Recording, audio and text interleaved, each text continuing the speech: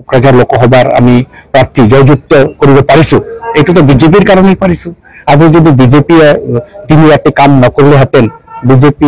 যুব মোর্চায় কাম না করলে হতেন তেনেহলে তো আমি এমপি সিট জিকাबो হয়ে যেতেন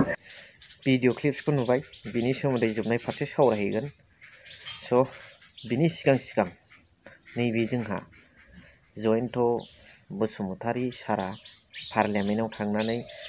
जाबादि माइक बन्द खालामजादों बेखौ आं माखासे आपडेट्सफोरखौ नेग्रोदोंमोन नाथाय दिनै बिनि सोमोन्दै थरलि सावरायगोन स' खुलुमबाय hello' everyone once again welcome back to the channel दिनैनि गोदान भिडिअ नोंथां बयखौबो गोसो गोथारै बरायगोन लोगोसे आसा खालामो इसोरनि नोंथां बयबो मोजां दं एमपि श्री रोनगोरा नार्जारी बिथां सारा बड' लेंगुवेजखौ लानानै जिबादि पार्लियामेन्टआव बुंहैदों खारन 90 फारि 8 सिडिउलाव हाबनाय लेंगुवेज हिसाबै जों बेखौ बेबहार खालामनो मोननायनि अधिकारा जोंहा दङ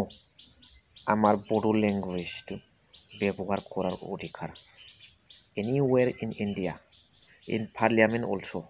we have the right to use our mother tongue बड' लेंगुवेज जोंहा दङ बे हिसाबै बाहायदों जोबोद गौरबनि खोथा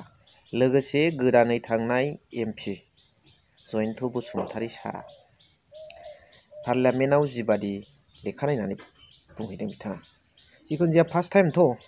बेनिफ्राय नेक्स्टफ्राव लासैनो लेखा नायावसिया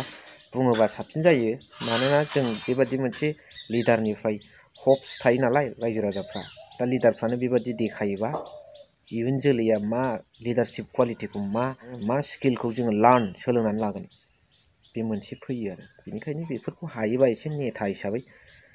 लेखा नाया हसिया माबा लेखा लानायाबो अरजाया जेनेबा खन्थाइ आवरायनाय बादि फरायाबानो जाबाय बेखौ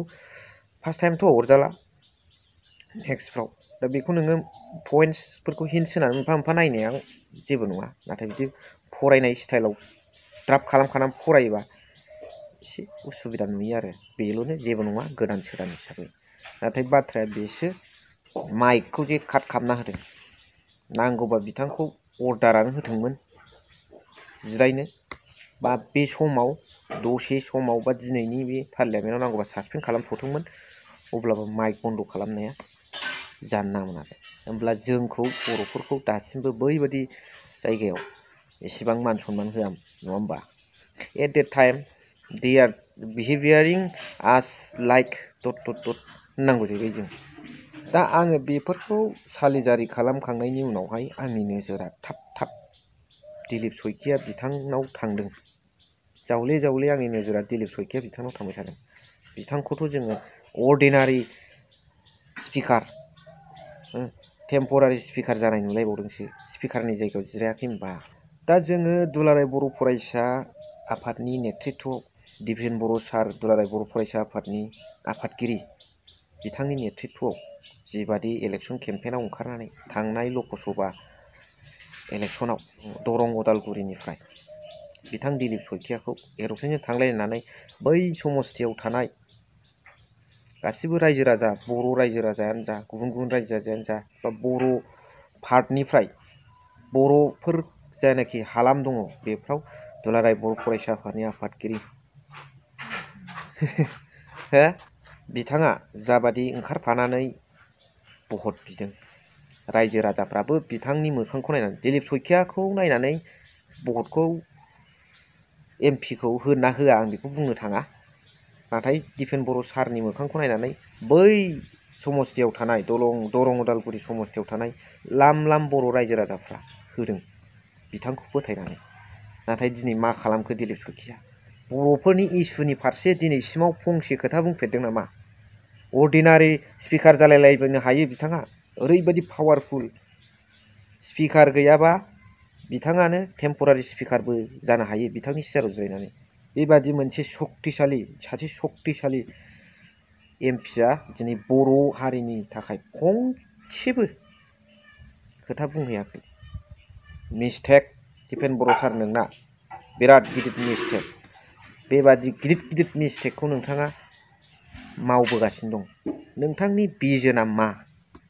नोंथांनि फार साइटेड गोजानखौ साननो हाखानाय गोहोआ मानो बेबादि रं डिसिसन आरो रं चुज खालामो बर' रायजो राजाफोरनि थाखाय बे मोनसे बिराद गिदिर कुइसन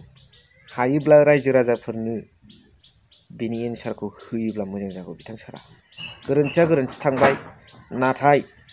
2025निफ्राय मोनसे गोदान मिजिंआ जों बर'फोरनि गेजेराव जाथारनांगौ। बेखौसो आङो इसोरनाव आरो साफ्रोमबो दैदेनगिरि बिथांमोनाव आर'ज गाबो। बिनि सायाव मा सानो कमेन्ट्सनि गेजेरजों फोरमायहर। बेजों लोगोसे जोंहा नैबे दहाय फार्स्ट इन्ट्र' भिडिअ होखादों आं। अरुप कुमार दे बिथां EM साहाबा बुंदों BJPआ सान हर नाजानायनि थाखायसो UPPLआ MP देरहानो हादों। क्रेडिटखौ लादों। डाइरेक्ट अर इनडाइरेक्टलि क्रेडिट गज टु BJP। होमबाथ' UPPLआ जेबो गैया। होमबा बुजिदो, फैबाय थानाय 2022आव BTC इलेक्सनाव हारसिं गेलेयोबा मा जागोन? खोथाया बेसो। कमेन्ट्स हर। भिडिअखौ सेकेन्डआव दोनथ'बाय। Thank you for watching. Love U.